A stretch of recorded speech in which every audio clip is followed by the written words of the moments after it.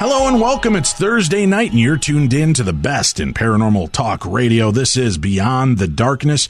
I'm your host, Dave Schrader, along with me, Tim Dennis. Tomorrow, Tim, Butch Witkowski is back. It's been a while since Butch has visited the show. It has been, yeah. UFOs, monsters, and strange anomalies, plus a brand new Theater of the Mind coming your way, and it's a scary one. That takes place tomorrow, so we hope you'll check that out. And remember, this weekend, I'm going to be at Wizard World Minneapolis. I'll be there tomorrow, Friday night. I'll be doing a panel on superhero movies, and I'll be doing a paranormal panel. Both of those, one's at like 5 o'clock at night, the other one's at like 8 o'clock at night. Tim will be there for me for the movie panel. Yep. I don't know if you'll be hanging around for the paranormal panel, but you'll be around. We've had a bunch of listeners ask if we'll be there and willing to sign. We don't have a table, but if you catch us during one of our talks, we'll be happy to sign. Yeah. Tim will kiss your babies. Yeah. He'll shake your hands. He'll rub your face against his, whatever you want. Sure. He's all for it. Yeah. Wizard World. And then Saturday, I'll be there hosting a Doctor Who fan panel from 3 to 3:45. And then on Sunday, I'm there monkeying around with Peter Tork and Mickey Dolenz, Tim from the Monkees. There you go. They're going to be on hand. There's a great list of guests. You've got characters from Buffy the Vampire Slayer. You've got the Wizard Warlock himself, Charlie Sheen, will be on hand. The Doctor, Peter Capaldi, and Jenna Coleman, companion from Doctor Who, will be on hand as well. A lot of great guests. And the Monkees, Tim. Peter and Mickey together on stage answering your questions. What more could you possibly want? For a list of other fantastic guests and speakers and things that are going to be taking place, check out Wizard World Minneapolis, and you'll find all the information and tickets there. All right, let's get rolling, Tim.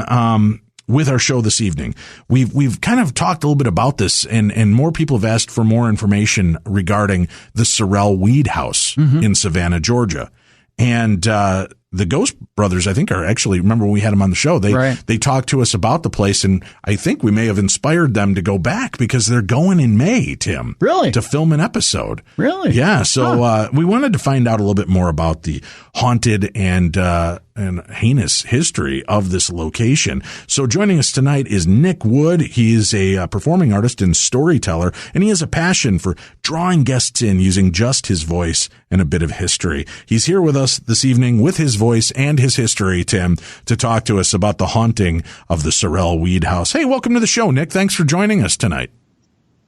Thanks for having me. Great to be speaking to you, Dave and Tim. Good evening. Good evening. So the Sorrel-Weed House, how long have you worked with them and really kind of researched the history on this place? Well, myself and the Sorrel-Weed House predate my employment here. Okay. Let's put it that way. I want to tell you that I'm not a native to Savannah. And hang up the phone, Tim. I'm just kidding, Nick. We'll keep you. All right. He got nervous. I'm not a native of Savannah, but this is home. This is where my son was born. This is home now. And this being America's most haunted city was sort of just a bonus when I moved here. But very early on, when I first located to Savannah, Georgia, I had read about the Sorrel-Weed House. I had heard stories about the Sorrel-Weed House. And I took a ghost tour, just like everybody else does. I took a ghost tour and was absolutely disappointed when my tour didn't take me by the Sorrel-Weed House. And later that night, I found myself trying to peek over the walls and through the gates with my camera so that I could just get a glimpse, onto the house. And so to be actually working here today and be sort of the captain of the ship is like a huge, privilege, and just, it's really, really special. That's the only way I can say it.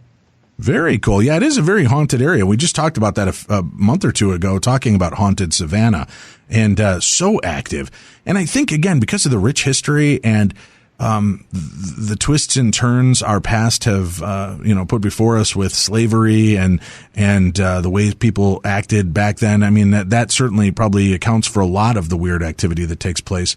But let's start with the history of the Sorrel-Weed House. When was this place built? Okay. All right, Dave. This is a 16,000 square foot Greek Revival mansion that was completed in 1838 for Francis Sorrel, a popular businessman and wealthy shipping merchant. And it was a wedding gift to his second wife, Matilda.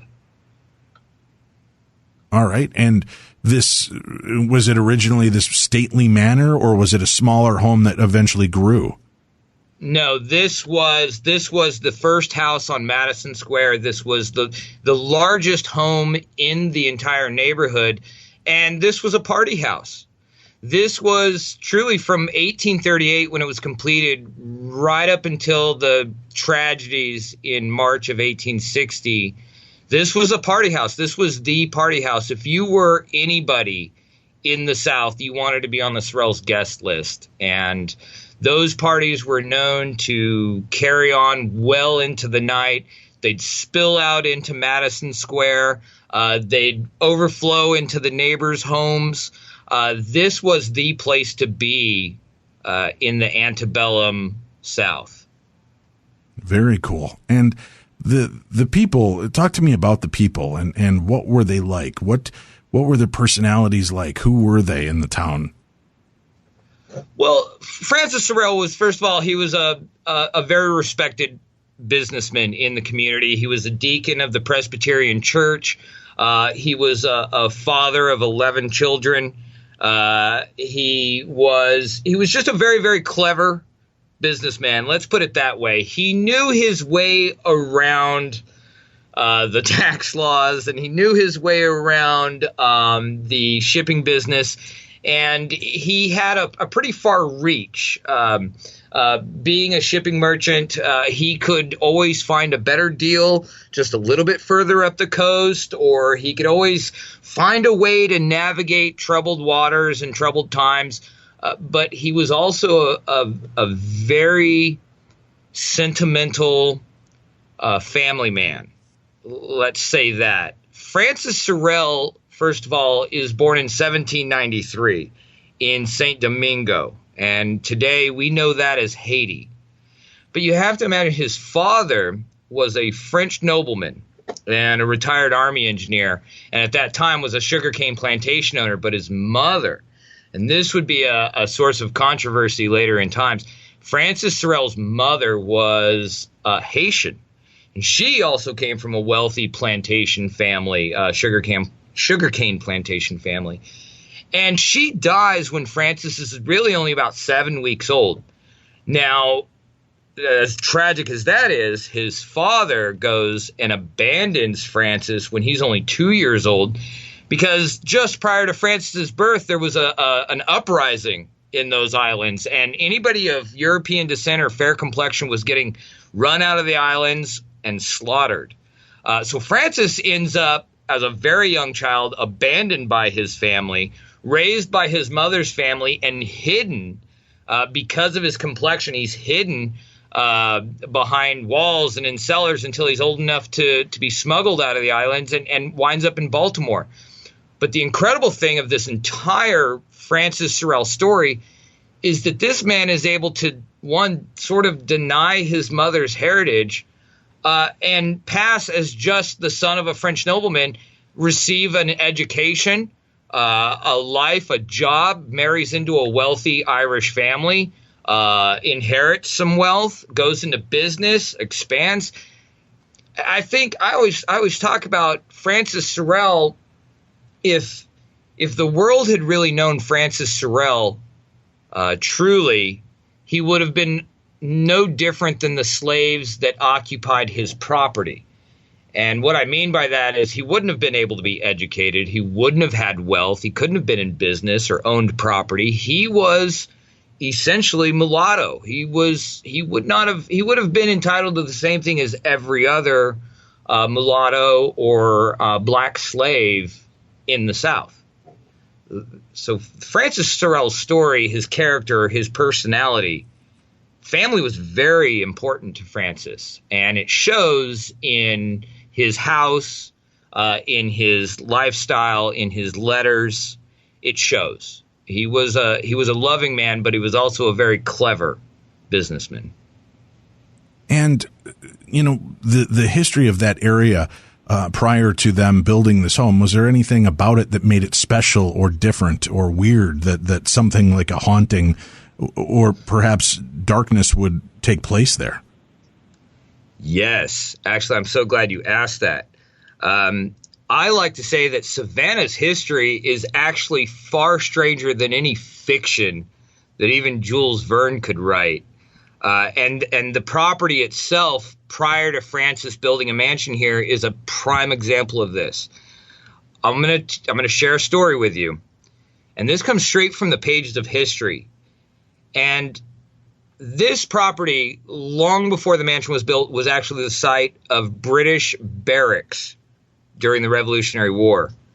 In 1778, the colony of Savannah is seized by the British, and they build a great fortification. And that fortification cuts just feet from where the house stands today, but there near a wall, the British had erected officers' quarters and an armory.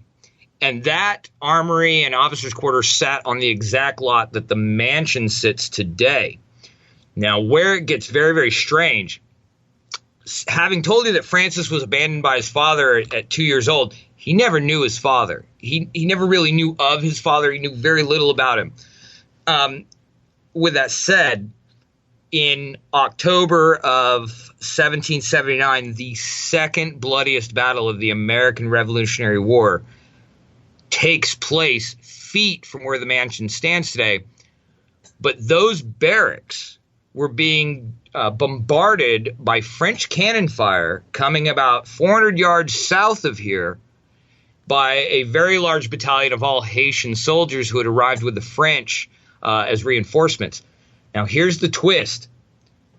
The man that was leading the Haitian battalion is Antoine Sorrel, who is Francis Sorrel's father. And this all takes place 14 years before Francis is even born, 16 years before he'd be abandoned by his father. And his father not only leads this battalion to bombard the property with cannon fire, but they destroy the barracks. They trap about a dozen British officers beneath the rubble. And then some 50 years later, Francis Sorrel would be sent to Savannah by the Douglas brothers to open a shipping office. He'd amass wealth. He'd purchase that very property and build his mansion, his shady corner, directly on top of the bodies of those soldiers trapped beneath the rubble that were put there by his father 5 decades earlier. And to think that is just a coincidence, that's impressive. That's stranger than fiction. Okay, so we've got some background on this. We've got some information regarding the players in this story. Talk to me about what was going on. What was Savannah like at that time when he was living in this home and this kind of stately area? I've been there. I mean, it's packed. Was it a larger property at one point? It was actually originally his shady corner encompassed what would today be 4 lots. And over time, that large property would shrink in size. He sells 2 lots to the west, and then directly on top of his gardens on the west side of the house, he, in 1853, builds a townhome for his eldest children. And this is, again, to his character as being a family man, family being important to him. He has all these children from a first marriage and a second marriage, and the children from the first marriage are getting up there in age, and he wants them to stay close to home. So he builds a townhouse directly on top of his gardens. That becomes part of Shady Corner. They were entertaining. His niece marries to a gentleman named Green, and he builds a mansion just catty corner from Francis's home. And now the families are going back and forth between each other's homes. Parties are going back and forth between each other's homes. So three homes right here on Madison Square are all sort of dominated by the Sorrel family, an extended family, and they are a monarchy. They are the patriarch and matriarch of the Sorrels, and they're here on one of the newest, most beautiful squares in the city. It's that golden period of the antebellum South prior to the Civil War. So life is really good for the wealthy.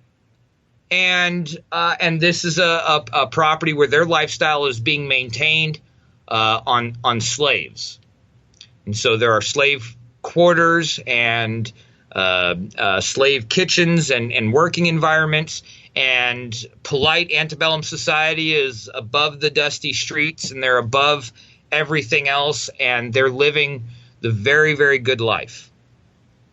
All right. Now things start to take a weirder turn and with this family. What was like the dark side of this? We'll lead into some of the hauntings in the next segment or two, but I'm curious about the tragedies that befell this family. Yeah. That's sort of something that hovers over us, that this property will never truly be able to escape from. Like every prominent family, there is a darker side, and the more sorrowful period of the Sorrel story is really, it comes to terms on March 27th of 1860. I had mentioned that this was a party house, and it was on that date that the Sorrels were due to have a spring event, a large party. Dozens of guests were due to arrive just prior to tragedy striking. Matilda Sorrel, Francis's second wife. Now she's just got herself all dolled up for the event. She's made her way down the grand staircase, and she's entered into the rear parlor. She's looking for a young Haitian slave that the family calls Molly. Now, a lot of folks, the story of Molly and Matilda is synonymous with Sorrel-Weed Mansion, but the origins, the true events that transpired, she's looking for Molly. Molly was Matilda's personal attendant. She would have constantly been right at Matilda's side. She would have delegated responsibilities and tasks to the rest of the slaves on Matilda's behalf. Matilda's looking for Molly and doesn't find her anywhere. Guests are due to arrive any moment. She enters into the rear parlor. She doesn't find Molly. She's upset. And the staff sort of direct her, well, perhaps, ma'am, she's down in the kitchens. Maybe she's tending to some last-minute details down there. And it would never be like Matilda Sorrel to ever make her way down into the working parts of the house. Mm-hmm. But in need of Molly's attention, she actually does. She makes her way down into the kitchens. Down the servants' staircase, still no sign of Molly. And the staff down there, they said, well, perhaps she's out in the drive. Maybe she's tending to some last-minute deliveries before guests arrive. And so Matilda reluctantly makes her way out to the driveway, the courtyard. Still no sign of this young woman, Molly. Now, Molly had been with the family a little less than a year. And being Matilda's personal attendant brought privileges that perhaps the rest of the slaves on the property would not have had. This included having her own private living quarters. She would have had a bed. She would have had her own wash basin. She would have had fine clothing. But Matilda is still not finding Molly anywhere. The last place that she'd imagine Molly would be up above the carriage house, above the stables, in the slave quarters. But that's where she's going to look. And she makes her way up a staircase that would lead directly up to Molly's room, and she can hear Molly inside. She pushes open Molly's door, and she found Molly, but Molly is in the arms of Francis Sorrel. Oof. Yes. Now, yeah, you can imagine she's devastated. This is already a woman who is known as being very emotional. She's suffered long bouts of depression through her entire adult life.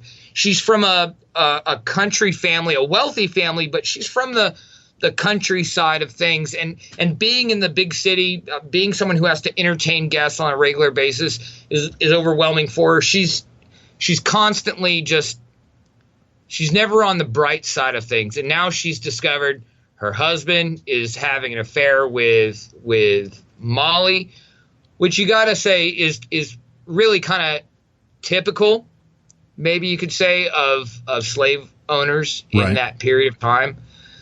But this I mean, there's controversy here. Some would say, based on family letters and things, that this was more of a romance than a master-slave type of thing. I don't want to go into speculation, but let's just say that she discovers this. She's distraught by this. And basically, just before guests are due to arrive for this party, Matilda races back inside the mansion, up to her bedroom. Minutes later, she's on the balconies from the third floor of the mansion. She tumbles over the railing. She lands head first in the courtyard directly down below. She lands in what is described in a family letter as, quote, having landed in a crumpled mess. And this being a gossip town, Savannah's always been a gossip town. Being a gossip town, that gossip begins to fly. Needless to say, the party never actually takes place. People are talking about Francis Sorrel threw his wife from the balcony. Mrs. Sorrel, in a fit of lunacy, throws herself from the railing. But it's very interesting. We see a lot of family talk at that time saying that she fainted. And there's some controversy over this today. Some say that Matilda Sorrel simply overwhelmed and distraught, faints and tumbles over the railing. Others say that she threw herself in, quote, a fit of lunacy. Either way, that was the night that the parties essentially ended. The good times were over, and Matilda Sorrel's story came to a very abrupt end. And what a horrific ending to this, right? Now, after her death, is there ever any story immediately of her ghost or spirit wandering the courtyard or around that area? Well, there is, but in folklore. And I've got to emphasize that Savannah is a city built on folklore and legend. And there is a lot of folks also know the addition to Matilda's story is the fate of Molly, which is approximately 2 weeks later. That young Haitian slave girl that the family called Molly is found hanged inside of her room.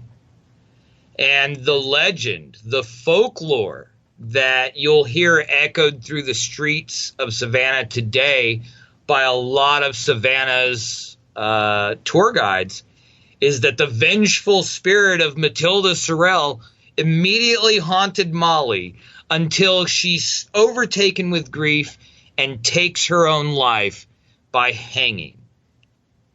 And that's sort of the conclusion to the Matilda story. But it doesn't stop there because, again, like I said, Dave, this is a gossip town.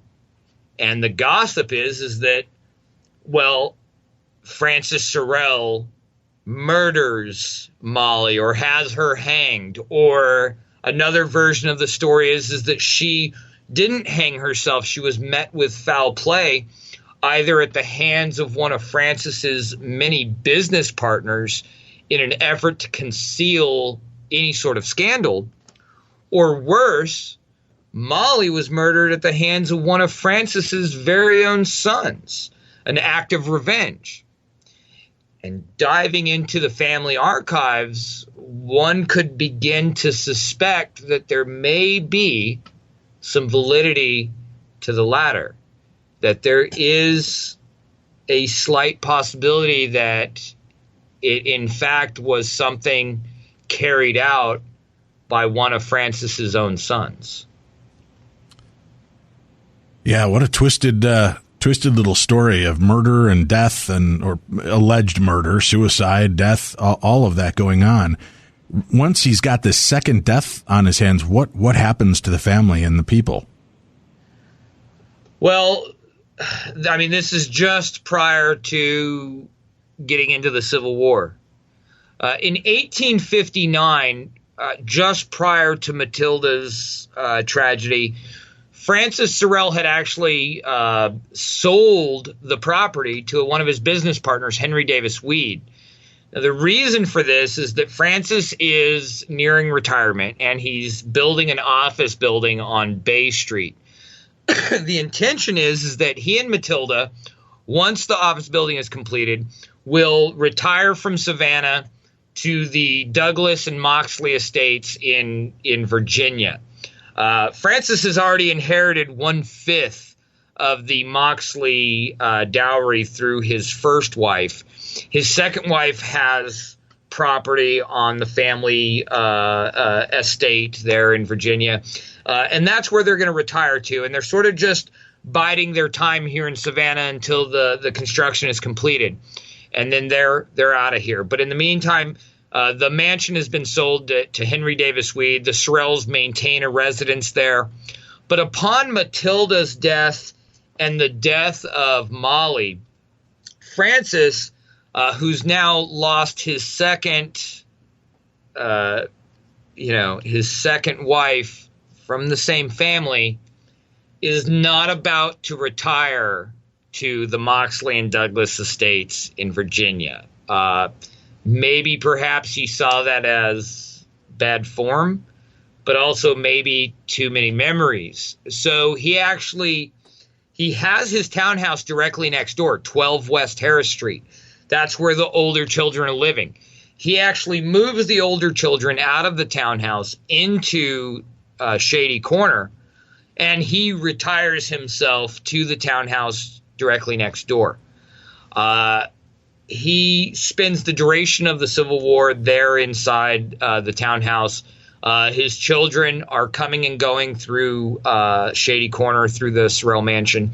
And then towards the end of the Civil War, the Sorrells formally vacate 6 West Harris, and Henry Davis Weed gives the mansion to his daughter, who's just been married, and her husband move into the home. Francis lives out the remainder of his days in the townhouse directly next door. He's retired from business. He's still an active member in the Presbyterian Church, but he's just sort of lost that zest for life and business. He dotes on his children. He spends a lot of time sort of reminiscing about days gone past. And he sort of fades away. In May of 1870, he actually passes away surrounded by family 3 days after suffering from a stroke. And Francis Sorrell's story essentially comes to an end directly next door. So that's what follows the Sorrell story. Crazy stuff. All right. That leads you through the tragedies and the horrific history of Sorrel-Weed House. We'll find out if there was any more that occurred after the well-known deaths, and we'll find out about the subsequent haunting that's taken place there for many years. We'll be back with more of the best in Paranormal Talk Radio right after this.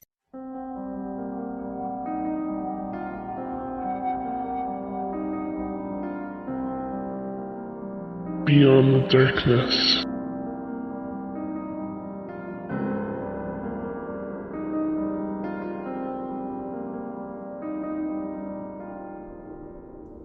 Welcome back to Beyond the Darkness. You like that creepy voice, too? That's kind of creepy. Yeah. It's kind of like the Barry White of Transylvania. Hey, baby, I want to drink your blood. We're here tonight talking about the haunted history of the Sorrel-Weed House of Savannah, Georgia. Our guest this evening, Nick Wood, he's here with us. He's the official storyteller, Tim. He is a historian and storyteller who works with it. As a matter of fact, you spend so much time there, your coworkers think maybe you're a ghost. No, yeah, it's true. I actually do spend a lot of time here at the property. You'll find me here at least 6 nights a week, day and night. There's a lot of upkeep that comes to a historic landmark and a mansion like Sorrel-Weed. And aside from the paranormal activity that we experience here, we're a historic landmark. We give guided tours discussing our history and our incredible architecture. And so this place is sort of volunteer run, right? In the sense that, myself and the daytime manager, Calvin, we're the ones on the roof patching a leaky hole. We're the ones tending to the garden. We're the ones, fixing the plaster or moving the furniture about. See, Tim, just pull your double wide to Savannah, Georgia. Oh. Plant it in the park across the street from Sorrel-Weed and tell Nick and his buddies that it's haunted, and they'll do all your upkeep for you for free. Nice.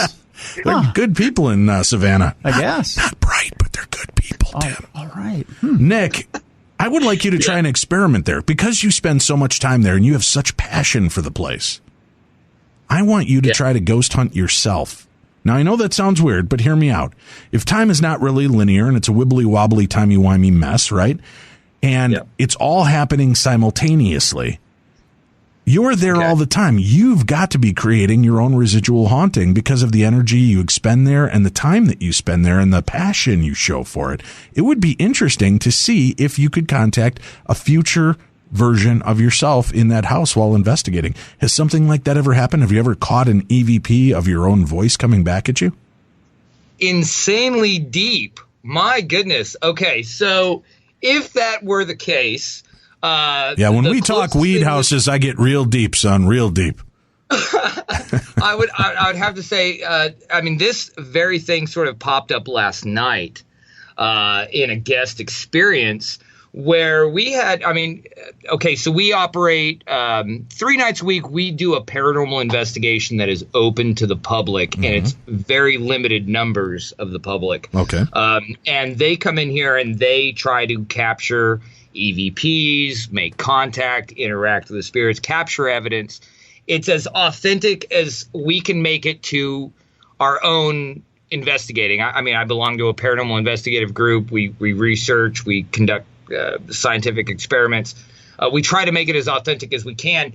We've got guests who spent a Friday night here investigating until 2:30 in the morning, had an incredible paranormal experience, went to another location here in Savannah to do an investigation that was sort of on the touristy side. And they sent us a text message about midnight last night saying, we're over here and we just captured an EVP of them asking for Nick and Gordon. This is a place that isn't associated with the Sorrel-Weed House. Right. Apparently the ghosts a few blocks over are asking us to come and spend some time with them. Or maybe the ghosts of your place accidentally went with the people that left and now they were stranded and needed a ride back. If that had been the case, Dave, it probably would have been a little bit more vulgar, I'll be honest. Oh, really?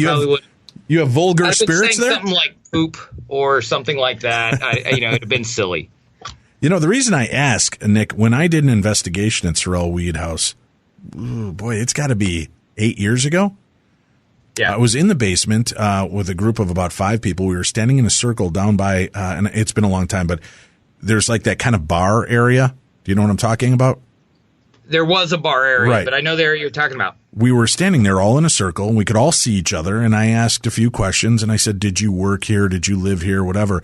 And when I asked if you worked here, when we played it back, it is the loudest, clearest EVP I've ever heard, and it's my voice. And everybody was like, what the hell? Because originally, when I played it back, I'm holding it up to my ear because I'm trying not to interrupt the hunt. And they're all standing kind of looking around in the dark. And you hear me go, did you work here? Yes. And it's my voice groaning it out. There's no doubt when you hear it, it's my voice. And when we went back and played it for the event coordinator, he's like, dude, that's your voice. Stop joking around. I said, exactly. We were all standing there. I didn't speak. I didn't whisper. We were tagging every other noise in this. And I certainly wouldn't be the one to respond to the EVP while we're all standing there facing each other. You'd know this. So I got to that was one of the creepier moments, even though it wasn't anything like, I'm going to kill you, Dave, or get out. It was just, yes. But that it was using my own voice back was what was so disturbing. It almost makes me wonder if maybe some of the spirits that are residing here in Sorrel-Weed Mansion might not have a bit of a sense of humor, and maybe they're playing tricks and just being a really good impressionist. I wouldn't put it past. I think this always being a party house, I like to think that some of the activity we're experiencing is residual from those parties. Right. But I also think that, there are playful things that'll occur here. I have never heard an EVP that sounded like myself or any of the staff, but some of the EVPs that we've captured, we can listen to an EVP that was captured upstairs in one of the gentleman's parlor. And then what's interesting is we'll catch an EVP down in the lower level of the house beneath the parlors, and it'll be almost the same voice, almost as if that whoever was interacting with us upstairs has followed us downstairs, and we're getting answers from them down below. Amazingly, I found that a lot of EVPs are that way. We're actually voices seem very, very similar or familiar in different parts of the house, which sort of confirms the intelligent level of paranormal activity taking place on the property. But that's not to say we're not also, and historically speaking, we've sort of always experienced the residual paranormal activity, the thing that sort of replays itself. But when I hear about guests getting their earrings tugged on and played with, when I hear about children interacting with other unseen children just playing in the lower levels of the house, I mean, that sort of confirms the intelligent hauntings. When we were that talking about the residual aspect, the owner was there that night, and he stayed upstairs in his room and was kind of out of everybody's way. And it was winding down at the end of the night, and there were three of us. We were sitting in that sitting room on the main floor, that living room area, by a fireplace. And again, it's been 8 years, so I'm trying to remember the layout of this house, but I remember sitting in that room. Everybody's exhausted. It's late at night. We've had a long day. We've had a long 4-hour investigation, and we're all just kind of sitting there running recorders. Nobody's talking. Nobody's doing anything. And the owner came down and was asking what all that racket was. And we're like, what racket? And he said, it sounded like you guys were having a damn party down here. And we all kind of laughed. We go, no, we're too exhausted to move. And we played back the recording. And I'll be damned if you couldn't hear, and even the owner just kind of shook his head and laughed and went back upstairs. You hear just the sound of us sitting in this room, but around us, you're hearing footsteps, you're hearing clink, clink, clink, glasses clinking. In the background, there's almost like music. It was really very surreal and strange. And he was kind of picking up on it upstairs in his room. And we're like in the middle of Party Central, and we capture this EVP with this muted party going on around us. I am so glad that you actually mentioned that. I mean, I can't tell you how glad I am you mentioned that, because night after night, when I'm sharing stories inside the mansion and I'm presenting paranormal evidence to my guests, being a storyteller, I'm trying to paint a picture using just words. And one of the stories that I'll go into detail of is that truly from 1838 right up until that tragic night, this was a party house.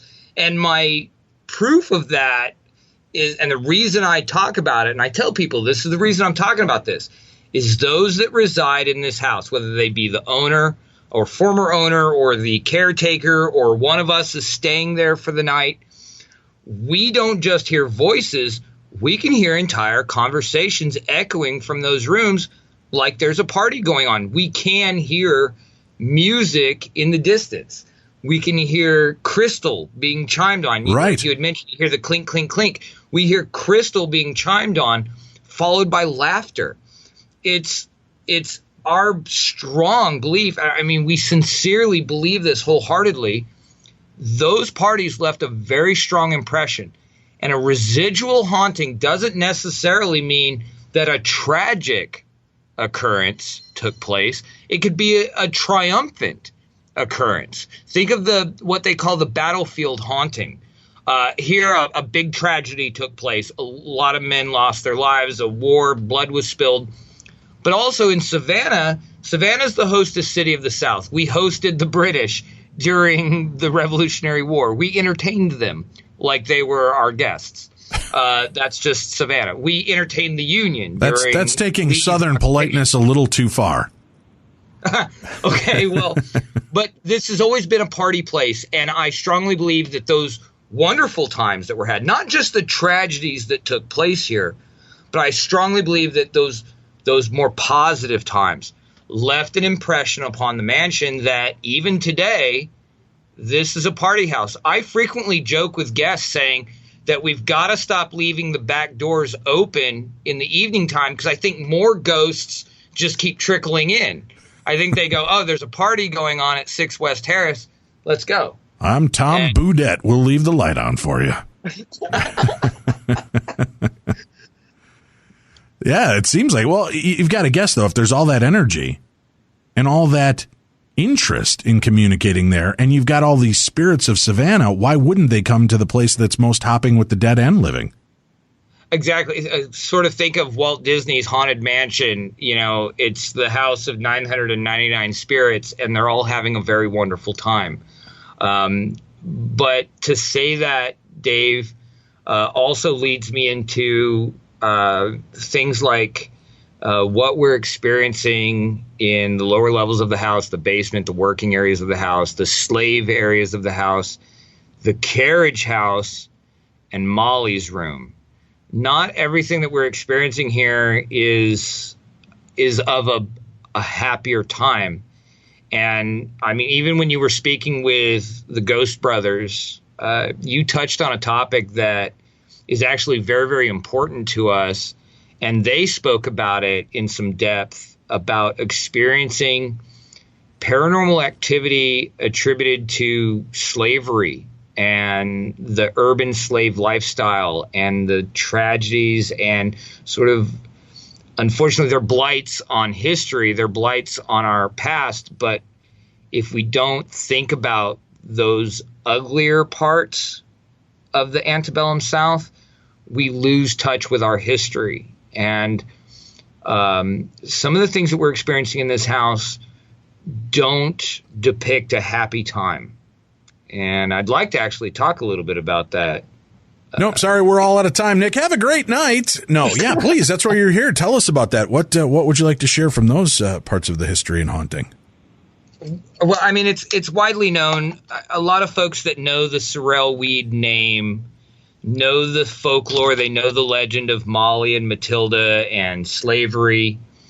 And I can't tell you how many times, not even during an actual investigation, just visitors to this property are overwhelmed with emotion when they approach areas like our slave quarters, Molly's room, the kitchens. It's a step aside from the rural slave environment that so many people picture in their mind when they hear the word slavery or slavery in America. And people are overwhelmed with sadness, with grief, and they don't understand why. And a lot of this is experienced even during the day when we're just simply talking about history and architecture. And then, I mean, we sort of shy away from talking about the paranormal during the daylight hours. But people don't understand why. And then we sort of, hint around about the tragedies and the ghostly activity, and it hits people very, very hard. They feel overwhelming sadness in Molly's room. They feel this sense of loss and fear. And some of the things that we experience in an EVP sessions and things like that just harken back to a sadder part of this property's history.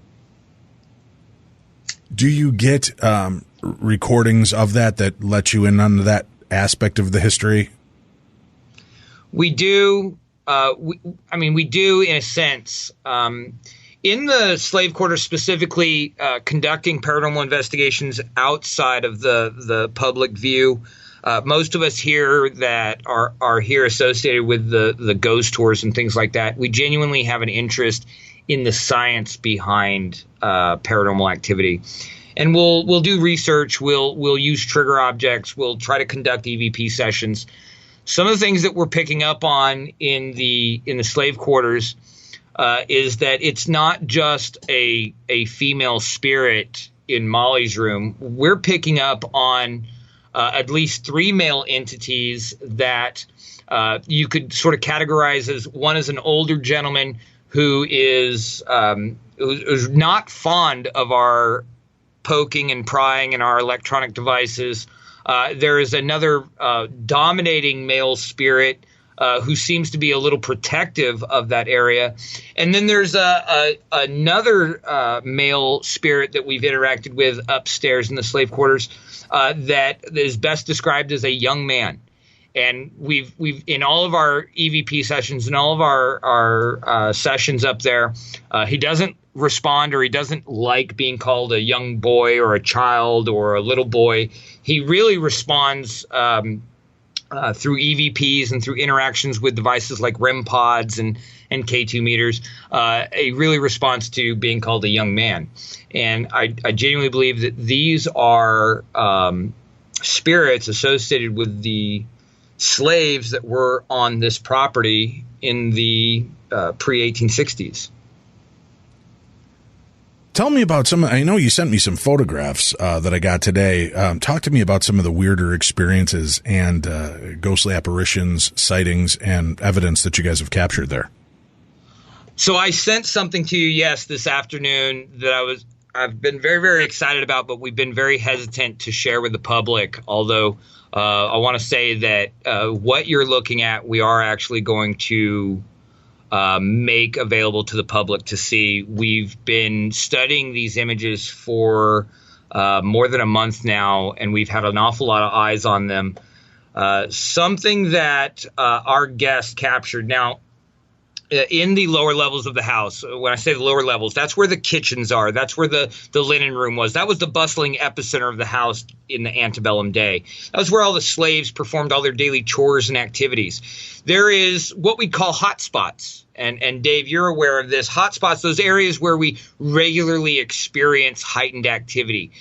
Frank's room, which used to be a medical surgery. There's a lot of pinches and pokes and ladies' dangly earrings getting played with. But in this one particular room adjacent to that, what we call a linen room, a room that we wouldn't necessarily attribute paranormal activity to, about a month ago, a guest captured something during one of my tours.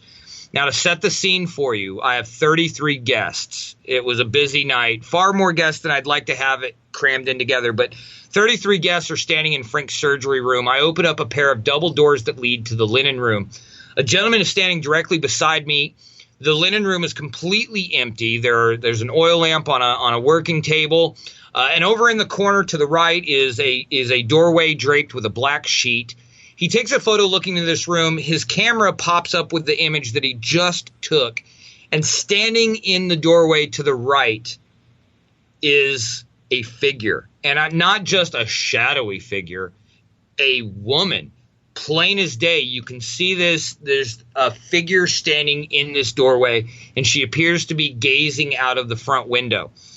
He is immediately taken aback when he sees the photo he's just taken. We walk into that room. 33 guests will all attest that when that photo was taken, the room was completely void of anybody. There was no physical being in that room. Yet in this photograph, we have a woman standing in this doorway.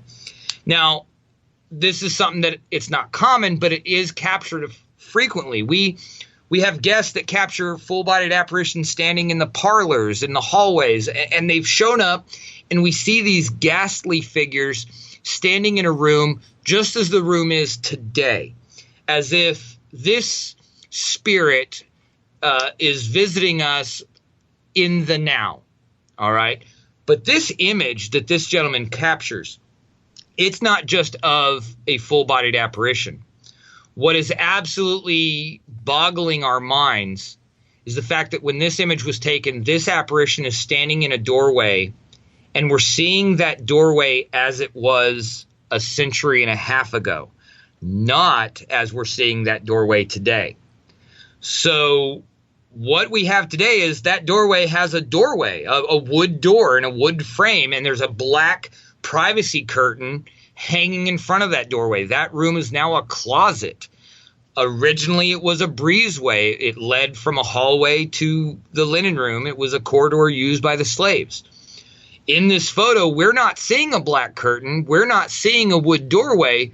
We're seeing a brick entrance the way it is, as if you had taken the curtain away, taken the door frame away, taken the door away, and there she is standing in a different time. That's astounding.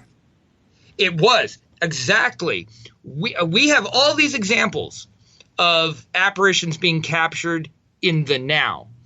In all my years here at the property, this is the first time I've ever seen a piece of evidence where we're seeing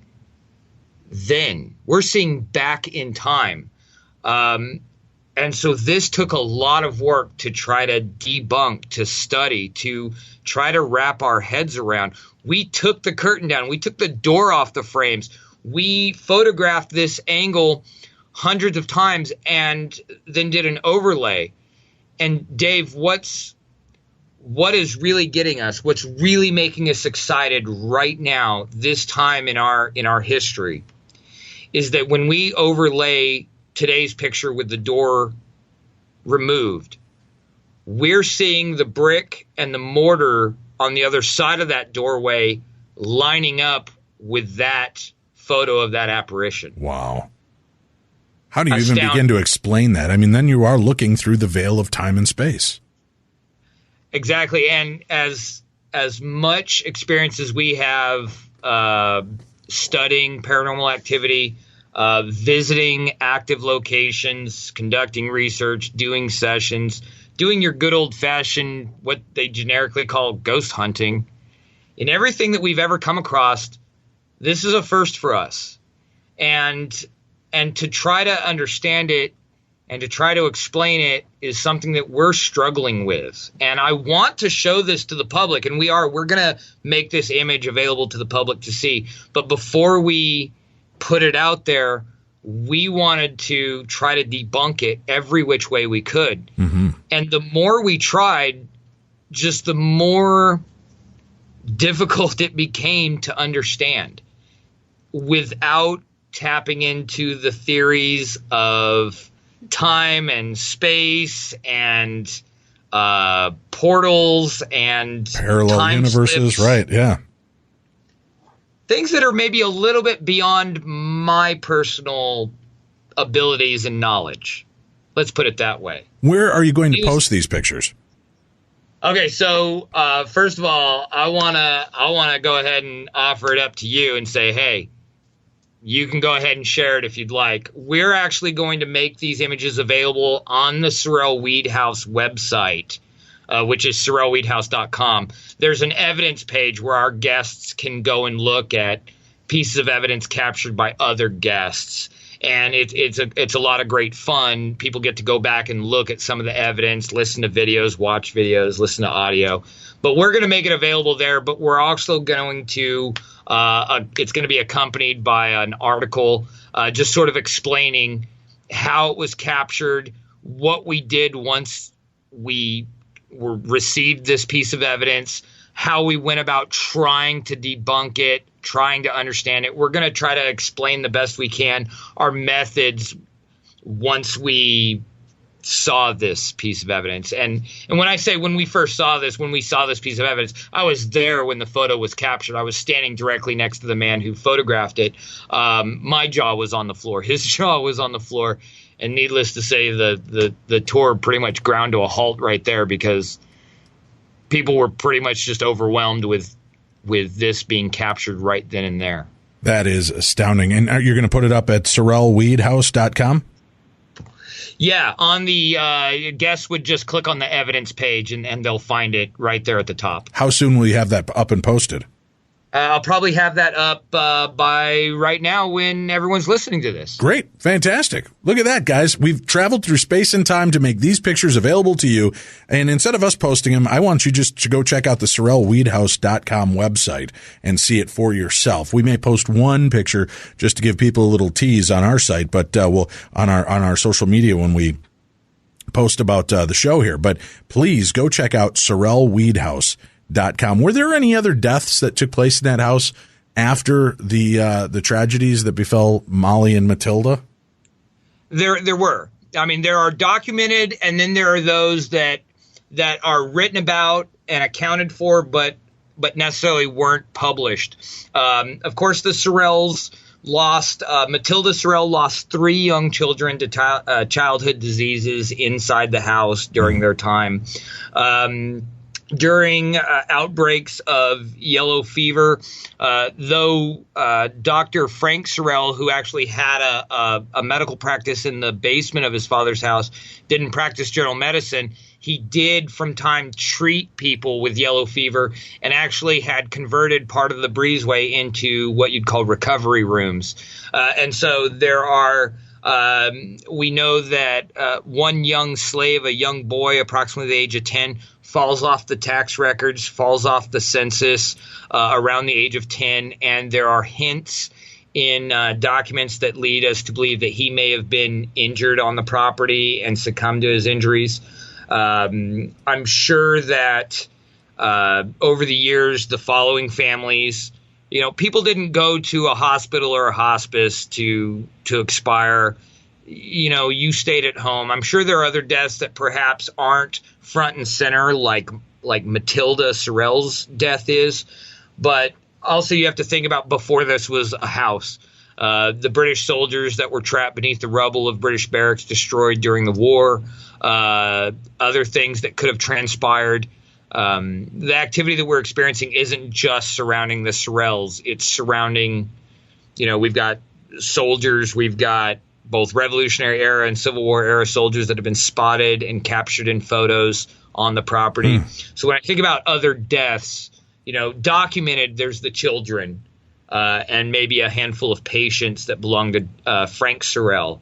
But of course, Matilda and Molly are front and center. Well, Nicholas, if people want to come and hear you tell the tales and lead the ghost hunts, how do they find out more information? Well, they'd visit us at Sorrel-Weed-House.com, or they can visit myself at SavannahStoryteller.com. I present an in-depth tour every Friday and Saturday night to a limited audience. And tickets can be purchased, of course, online or by calling the museum here in Savannah. But I mean, as you can tell, I'm very enthusiastic about sharing these stories, and I love sharing these stories with guests. So I hope folks will come and visit us and possibly have an experience, a paranormal experience of their own. Cool. Do you have a quick creepy story to lead us out with? Yeah, I will tell you that about a year ago, I guess last spring, the caretaker that lives here has a dog that lives up on the 3rd floor and is, I want to say, pretty acclimated to paranormal activity. Not much phases him. One night, he's going berserk out on the 3rd floor balcony, actually right around the area where Matilda jumped from. And to get a better view of what was going on up there, I actually went into the carriage house, went upstairs to look across the courtyard to the 3rd floor to see why this dog was going berserk. And I couldn't quite figure out why, but out the corner of my eye, I see a figure standing in the doorway of Molly's room. And it's a very tall figure. And I looked over and I thought, well, a tour is getting ready to start. It's pretty common for guests to kind of sneak in here and go upstairs. I thought a guest was just up in Molly's room, and I started yelling at him, hey, you got to come out of there. You got to come out. You can't be up here right now. And it sort of shifted to one side, and I said, I can see you. Come on out of there. And it did. It came out of the doorway. First of all, this shadow figure is as tall as the doorway. It almost looks as if it ducks to come through the doorway and starts crossing the room at what I can only describe as a fast pace. And it is approaching me very quickly. And with as much as I've experienced here, this frightened me. And I turned tail and raced down the staircase out of the carriage house. And for the next 10 minutes, I couldn't even speak. I was so shocked, frightened, scared, because this was the first time anything had ever charged at me. And so I got to say that that's probably one of my scariest experiences at the Sorrel-Weed House. SavannahStoryteller.com and Sorrel-Weed-House.com. Check out those sites for more information on historic Savannah, Georgia's most haunted location. That's it for this evening. Remember, if you want to see Tim Dennis this weekend, Tim, tell them how they can do it. Very simply, moundstheater.org is where you go to get your tickets. IWI returns to the Mounds Theater in lovely St. Paul, Minnesota. For Night of the Luchas, we're celebrating Cinco de Mayo weekend by an all Lucha Libre card, Dave. Will there be beer? Cervezas? There's cervezas. There's margaritas? No margaritas, though. Yeah. Will there be thrown punches? Yeah, we're throwing punches. Will there be flying Latino wrestlers? Yes. I'm in. Yeah. That sounds cool. Yeah. And it is. It's a totally different kind of environment, and it's full of energy. So come on out and check it out. Family friendly as well. Yes. So we've got, we'll have everything you can imagine as far as concessions goes, and lots of great fun. 6:45 is when doors open. 7:30 is bell time there at the Mounds Theater on Saturday.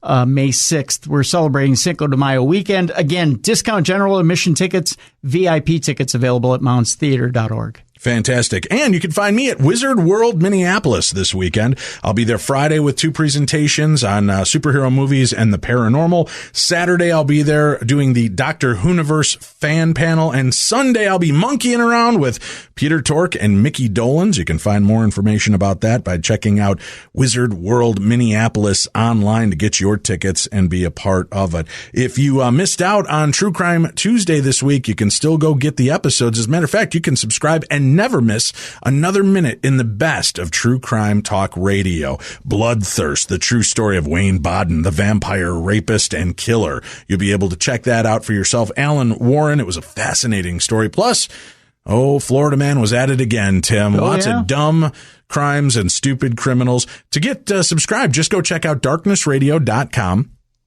darknessradio.com. Click on the True Crime Tuesday tab. There you'll see the little banner. Click on it. It'll take you in and show you all you need to know. It's only $5 a month, $1.25 an episode for 90 minutes to 2 hours every Tuesday delivered to you when you subscribe. So make sure you check that out. And we've got some good news for you, the listeners that are always wanting more Beyond the Darkness and Darkness Radio. For the first time, we are going to start making our archived shows available from the first year, 2006. We have come into conjunction with Conflict, is the name of the organization on YouTube. They're going to have 3 episodes, classic episodes every week of your favorite. And you guys will get to go way back and hear some of our very first attempts at Paranormal Talk Radio. Mm-hmm. And did you actually give them the Jason Hawes episode? Yeah, they do have it. Yeah. They get the very first. You guys get to hear the very first episode from January 1st, 2006, when we talked to and talking about Nacho Libre.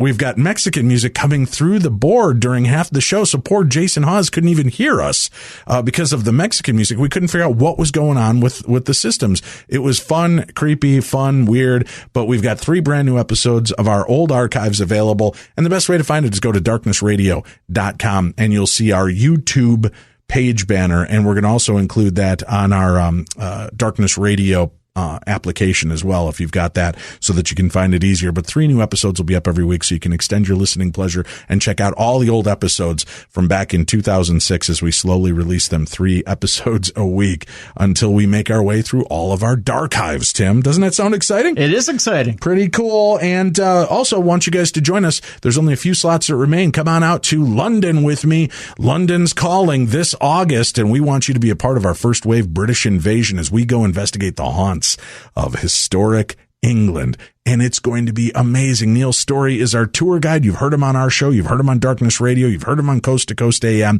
We'd love for you to come out and be a part of this with us as we get to tour and see some of the most haunted and historic sites in England, including Stonehenge, Tim.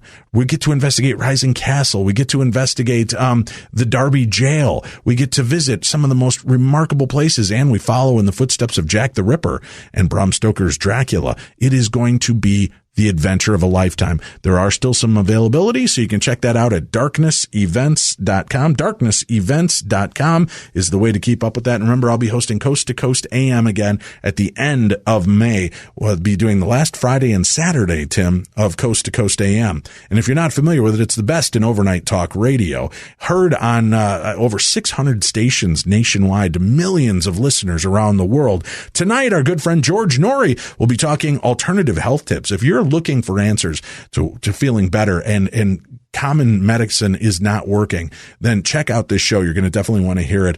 Benjamin Fuchs is the guest, and then Reptilian Gods, Jeffrey Daughtry, will be joining George Norrie in the second half of tonight's show. We'll be back tomorrow as we look at UFOs, monsters, and strange anomalies with Butch Witkowski. We want to thank BarkBox, our sponsor this evening. Remember, go sign up, get that free extra month of BarkBox. Visit getbarkbox.com/darkness when you subscribe for an additional month. They have 1, 6, and 12-month subscriptions, so you can get the perfect treats and toys for your furry friends. Go check it out, and you can cancel anytime.